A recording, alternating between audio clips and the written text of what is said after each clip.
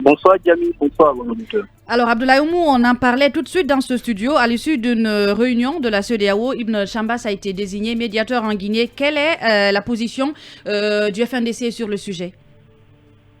Nous saluons cette désignation. Vous savez que la mission envoyée par le FNDC au niveau de la sous-région avait fait cette démarche pour que la Guinée ait un médiateur dans cette transition, parce que nous savons que dans le monde d'aujourd'hui, il y a ce principe de subsidiarité qui veut dire que quand la CEDEAO prend une décision, les autres institutions à l'international suivent la décision.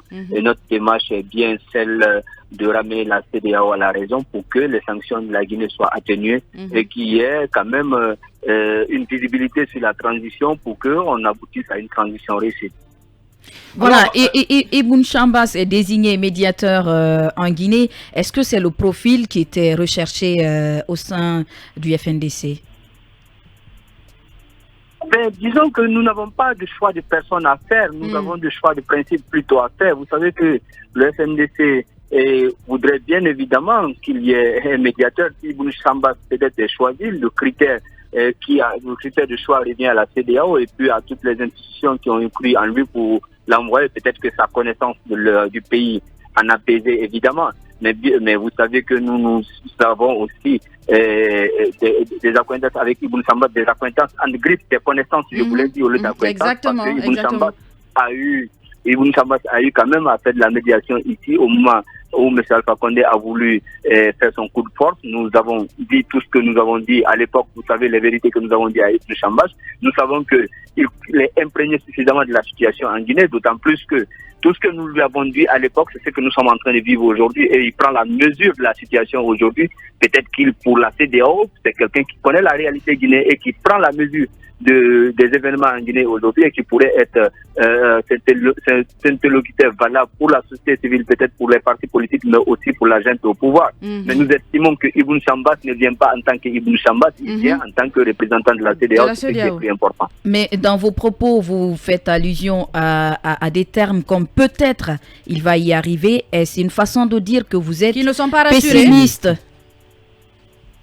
Ben, vous savez que le monde d'ailleurs on vit de façon perpétuelle dans le pessimisme. Nous ne pouvons pas être totalement rassurés, d'autant plus que nous ne sommes que des humains. Ibn Chambas est un être humain, donc il n'y a pas une assurance à 100% pour cela. Et nous espérons que sa connaissance en Guinée jouira à sa faveur et que la situation sera évidemment réglée avec lui. Et c'est notre prière le plus ardent. Nous voulons tous sortir de cette transition. Nous voulons que nous ayons une république démocratique en Guinée. Nous voulons que les institutions soient rétablies. En vérité, l'essence de la transition, c'est de nous ramener sur les rails pour que la Guinée soit un pays démocratique, un pays vertueux.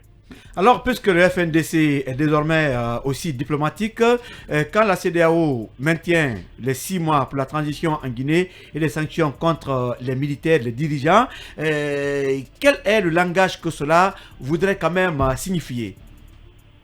Si vous avez lu le communiqué que nous avons diffusé il y a moins d'une heure, vous verrez l'encontre que nous avons mené une diplomatie citoyenne et nous continuons à mener. Notre objectif, comme je l'ai dit à l'entame, c'est que toutes les sanctions contre la République de Guinée soient levées et que la Guinée soit un interlocuteur valable des institutions sous-régionales, mais aussi des institutions à l'international pour qu'il y ait une transition réussie. Je pense que laisser la Guinée seule dans cette transition n'est pas une façon d'aider le pays, mais aussi ce n'est pas une façon aussi d'aider la sous-région. Vous ne pouvez pas comprendre combien de fois la Guinée est un pays stratégique dans la sous-région. N'oubliez pas que nous sommes un pays côtier, c'est un pays du littoral et c'est un pays qui compte beaucoup dans la sous-région, d'autant plus que nous avons des pays limitrophes qui ont connu la guerre et nous avons un pays comme le Mali qui est un pays très instable, qui est dans une transition et qui est miné par le terrorisme. Vous pensez que si la Guinée est instable aujourd'hui, cela ne va pas répercuter dans la sous-région? Évidemment, ça va répercuter. L'inquiétude de la CEDEAO, elle est compréhensible, parce que la Guinée est un pays stratégique de la sous-région et nous pensons que la CEDEAO et les autres institutions qui suivent la CEDEAO doivent prendre la mesure de la responsabilité qu'ils ont pour que la Guinée soit un pays démocratique très rapidement. C'est ce qui est essentiel. Ce qui est essentiel, c'est le combat que nous avons mené jusque-là. Nous n'avons pas mené un combat pour qu'il y ait une transition en Guinée, nous avons mené un combat pour que M. Alpha Condé renonce à son 3e mandat. Malheureusement, il est parti. Nous sommes dans un régime d'exception aujourd'hui. Ce que nous recherchons, c'est de rétablir l'ordre constitutionnel pour que les institutions soient en place. Et le président, qui sera élu, viendra peut-être faire ce travail, mais le peuple restera en guerre. Mais n'oubliez pas que la Guinée, c'est notre pays, mais la Guinée ne nous appartient pas nous seuls parce que nous sommes dans un ensemble. Abdoulaye Oumou, l'autre actualité, c'est que le dépôt pour la candidature au CNT, le dépôt des dossiers est ouvert. Vous, le FNDC, de quelle entité vous relevez? Société civile, personne ressource?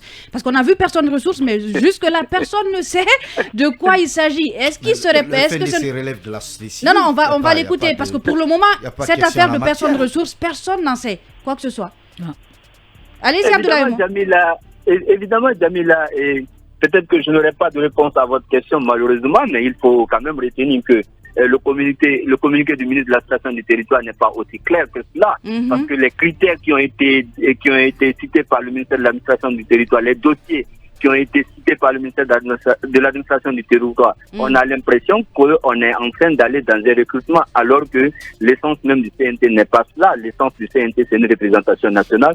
On a quand même une jurisprudence en Guinée et dans la sous-région. On a eu des CNT ici, on sait comment ça se passe. Et je pense que le ministère de l'administration du territoire devrait se reprendre, prendre contact avec les forces vives de la nation pour qu'on ait un CNT représentatif. Ce n'est pas de cette manière qu'on doit désigner un CNT. Si vous regardez les critères qui ont été cités par le ministère de l'administration du territoire, vous voyez également les personnes ressources dont vous parlez.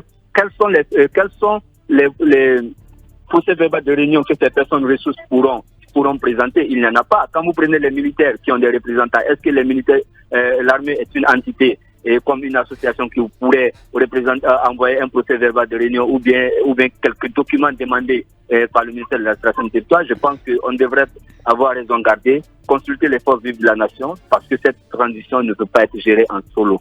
Elle doit être gérée de façon inclusive et ce qui a été prôné, il faut que ça soit cela. Merci à vous, Abdoulaye Oumou. Je rappelle que vous êtes le chargé de communication du FNDC.